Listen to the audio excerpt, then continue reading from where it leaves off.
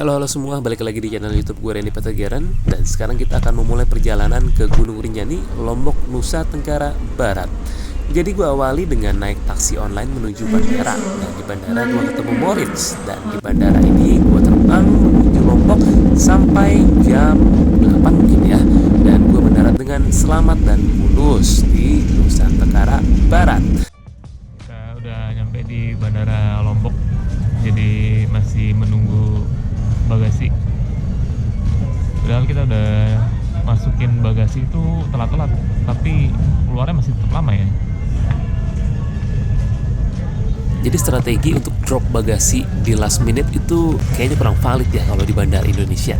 Sekarang kita siap-siap dulu nih untuk jalan menuju keluar bandara, tapi tas Moritz belum nyampe juga. Kita tungguin aja ya.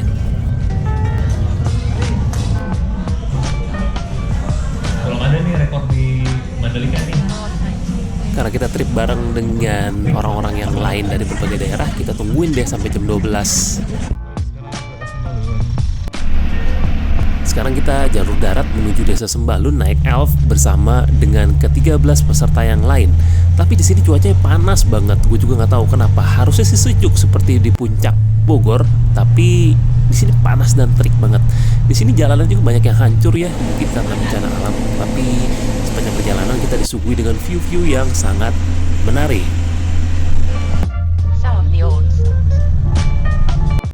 Ya, jadi kita lagi ada di salah satu minimarket terakhir sebelum memasuki jalur pendakian.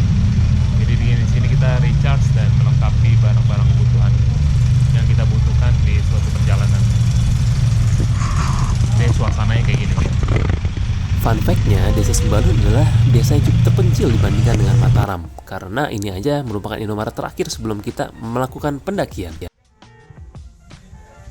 Oke, kita udah nyampe di homestay-nya di Sembalun. Jadi ini adalah homestay sederhana kita, dan kita akan istirahat sampai besok pagi sebelum memulai pendakian ke Gunung Rinjani.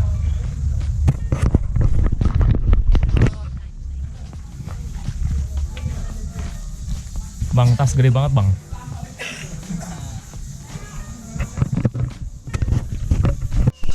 Malamnya kita makan malam dan tidur menuju jam 7 pagi esok harinya. Jadi ini adalah hari kedua kita di Lombok sebelum kita memulai pendakian di kaki Gunung Rinjani melalui pintu rimba. Jadi kita hari ini, pagi ini kita akan repacking. Jadi seperti ini situasinya. Dan ini adalah kamar homestay kita satu malam tadi. Setelah ini kita akan sarapan dulu sebelum kita memulai pendakian. Ini adalah persiapan pendakian kita untuk 13 orang selama 2 malam. Jadi kita sudah memasuki pintu pendakian Gunung Rinjani dari Sembalun.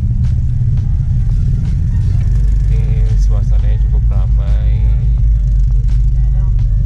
Dan ini ada resortnya juga.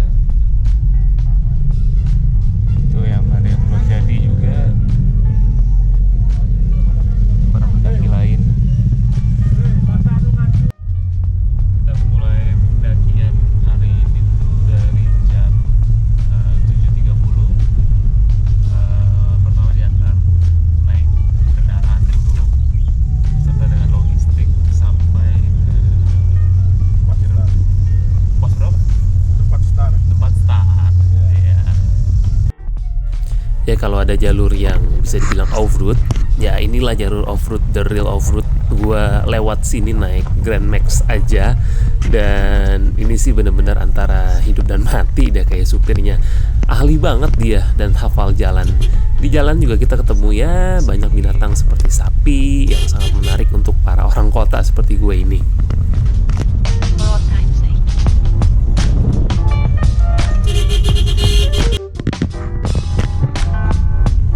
Ya itu sepertinya adalah puncak Rinjani yang akan kita tuju besok deh. Wah, gue udah gak sabar sih seberapa capeknya nanti. Yuk lanjut. Kita sudah sampai di Ya kita ini udah ada di titik untuk memulai perjalanan kaki ya. Jadi udah nggak pakai naik kendaraan lagi. Mungkin sekitar 3 kilo mencapai pos pertama kita. Yuk kita briefing dulu dan doa-doa dulu. Yuk. Jadi ini kita ketemu sapi. Orang kota norak ya, nggak pernah ketemu sapi.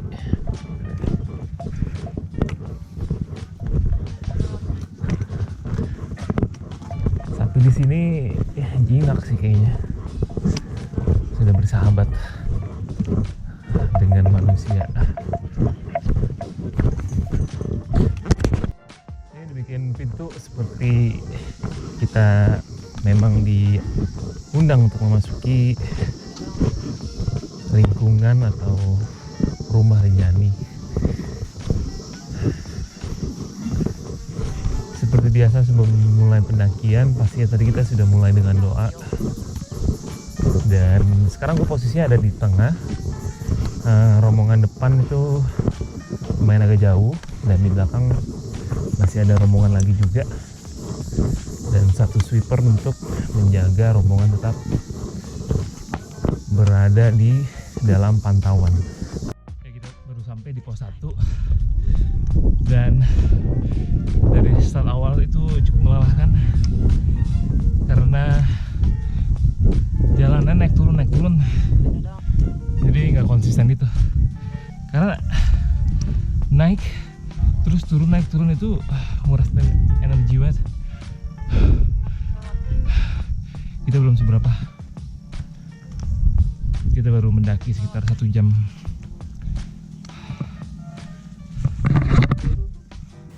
Ya kita baru nyampe di pos bayangan sepertinya. Dan ini biasa yang disebut dengan pos 1. Kita istirahat sebentar, lanjut jalan lagi. Sebentar lagi kita nyampe ke pos 2. Pos 2 mana nih?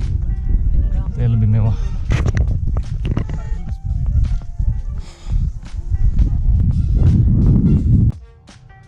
Tali putus lagi.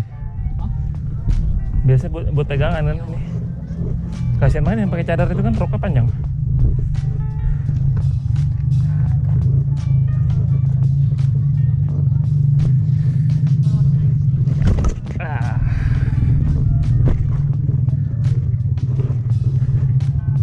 Ini mungkin dulu bagus kali jalannya, longsor. Tapi batu sih Pak. Berarti habis aja berasi. Harusnya ada jalurnya. Ini nggak bekas sepatu ya? Nggak bekas sepatu ya? Apa? Sepatunya rusak. Ya. Tepok gitu. Terus, Ya udah lama nggak bagus dipakai. Soft gitu sih, soft pompon. Kalau pelan-pelan doang masih nggak apa-apa kali. Sendal aman Mas? Sendal mau aman? Mau pakai punya aku dulu? Ntar tunggu jebol. Kalau jebol baru ada spare. Ya, itulah Moritz dengan segala kepeduliannya dengan sesama walaupun baru kenal. Mas-mas tadi namanya Pajon. Jadi dia bisa dibilang paling suhu di sini. Jadi kita cukup banyak perhatian buat dia. Seperti ini nih adalah view yang pertama yang cukup indah yang bisa kita nikmati. Jadi lumayanlah sekedar menghibur dan mendapatkan angin segar karena sebelumnya itu cuman keringat yang didapat. Dan kebetulan kita lagi ada di lembah dan dapat udara segar. Ya, minum-minum sedikit yuk.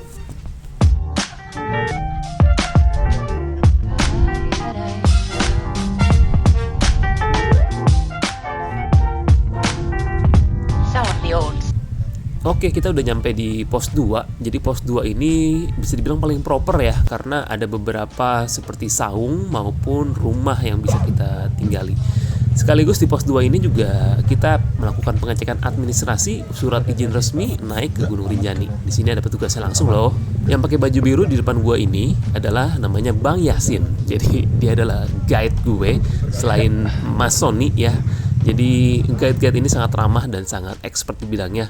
Gue sangat appreciate karena mereka sangat passionate terhadap profesinya. Kita lanjut lagi. Ya sepanjang jalan ini mungkin lebih banyak ke padang rumput yang gue juga nggak tahu kapan nyampenya. Karena di depan itu pasti banyak banget tipuan-tipuan Fata Morgana gitu ya. Yang terkesan sepertinya kita sudah sampai ke tujuan, tapi ternyata masih ada tanjakan lainnya. Nah, buat kalian yang penasaran, ikutin terus video kali ini. Pendakian hari ini ya lumayan cukup rame sih. Ada beberapa pendakian yang di luar rombongan kita juga. Kalau gue melihat mereka banyak sekali yang expert, banyak juga yang newbie. Ada juga beberapa orang asing yang memang sengaja naik ke Gunung Rinjani dengan paket yang cukup mewah. Jadi gue hanya bisa lihat dari jauh aja. Memang mereka keren sekali. Elevasinya lumayan tajam.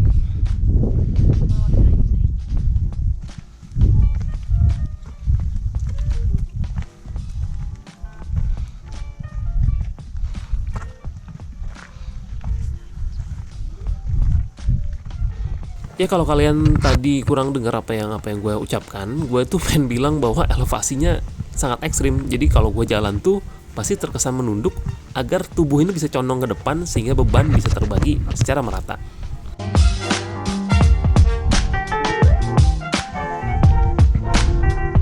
Some of the old songs.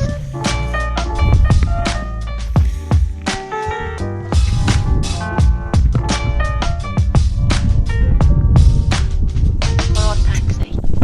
Kalau dilihat dari view ini, kalian para pendaki cari apa sih ke gunung? Dapat capeknya doang kok.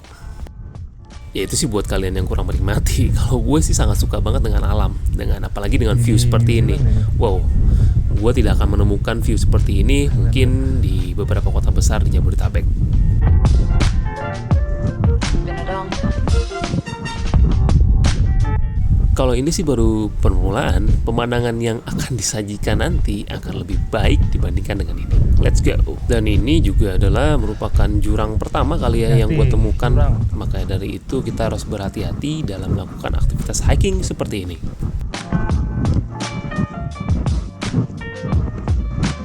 As time goes by. Ini kita lagi turun ke lembah untuk menyeberang dari satu bukit ke bukit lainnya. Jadi agak curam karena harus melewati jalur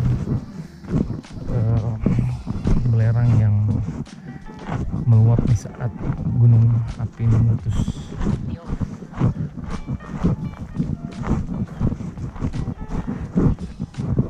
Dan ini sepertinya jalurnya masih baru dibuat karena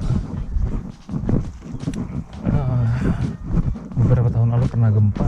Mungkin jalur yang existing itu udah longsor.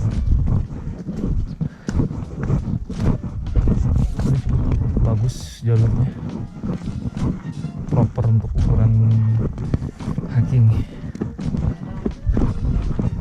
Itu ada yang camp. Jalur pendakian menuju Rinjani melalui Sembalun memang didominasi dengan perbukitan. Jadi tidak heran kalau misalkan trek kita itu naik turun seperti kehidupan. Didominasi dengan pasir.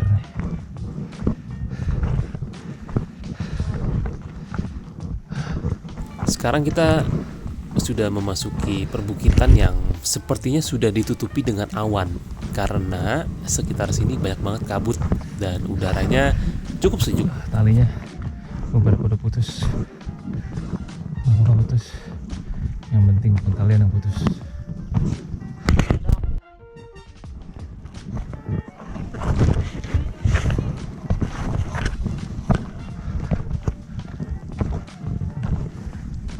Yang pukul balak dan saya kadi tau berdiri balak dan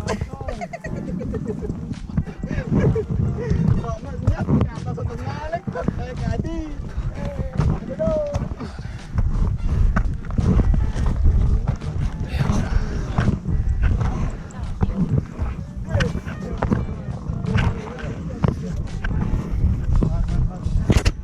Nggak ada bonusnya dari tadi ini treknya. Trek tanpa bonus. Nggak ada bonusnya. nggak ada bonusnya.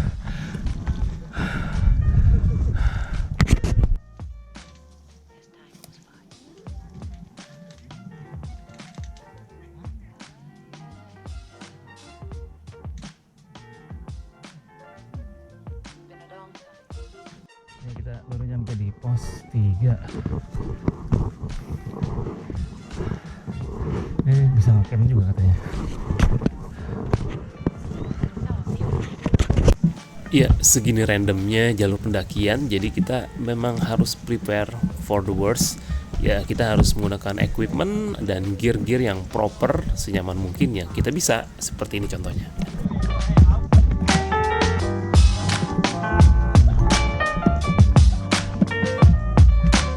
As time goes by.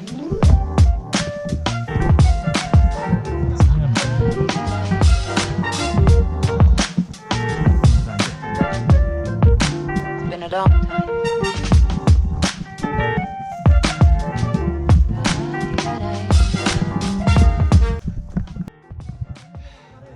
Kita baru di pos 4. Ada sih pos terakhir sampai ke tempat camp.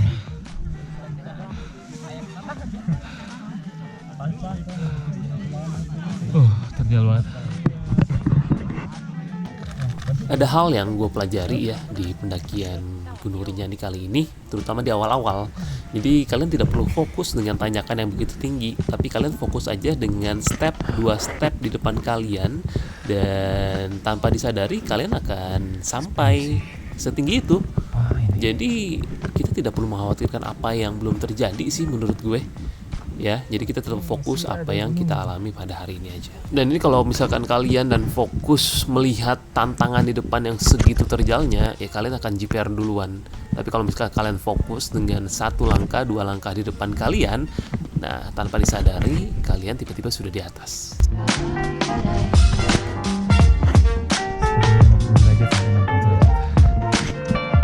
Some of the old songs.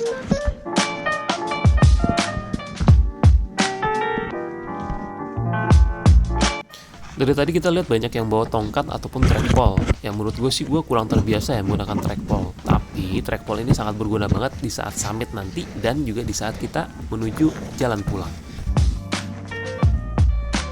As time goes by. Sekarang treknya mulai banyak pasir, jadi bisa dibilang ini pemanasan untuk kita summit nanti di jam 1 dini hari. Dan pasir pasti ada tantangannya sendiri, kita lihat nanti ya. Puncak Mahameru. Tapi dia lebih sempit. Nah, kanan kiri jurang. Treknya tuh round 3 meter kanan kiri, langsung jurang. Kita harus menggunakan trackpole ini untuk jadi alat bantu. Lumayan.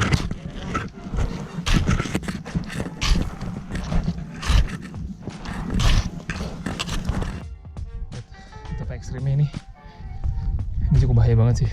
Some of the old songs. Nih gua foto, coba nanti gua story. Jalur pendakian yang berbahaya ditambah dengan visibilitas yang berkurang itu adalah salah satu ketakutan gue. Selama pendakian, tim gue banyak banget yang nanyain kapan nyampe, berapa kilometer lagi, berapa menit lagi. Menurut gue itu pertanyaan yang cukup useless. Jadi sebaiknya kalian fokus aja terhadap perjalanannya, karena di saat kalian akan sampai, waktunya sampai, kalian akan sampai juga. Seperti ini kita udah nyampe di tempat ngecamp kita sebelum kita summit dini hari nanti. Ini seperti istirahat di tengah atau di dalam kumpulan awan. Ya, akhirnya kita nyampe juga di tempat ngecamp. Jadi ini tenda-tenda kita yang warna merah, dan itu untuk tenda WC-nya jika ada yang betul buang air ya. Dan ini tenda logistik kita. Jadi teman-teman porter kita akan menyiapkan makanan dan snack-snack atau kopi dan teh yang kita butuhkan. Jadi tendanya cukup rapih, kelihatannya sih baru ya. Dan ini kita seperti lagi ada di segitiga gitu di atas. Kanan kirinya jurang. Ini karena lagi ada kabut atau awan gitu, jadi nggak bisa kelihatan jelas seperti apa di bawahnya. Tapi yang jelas pasti seperti curang. For all time.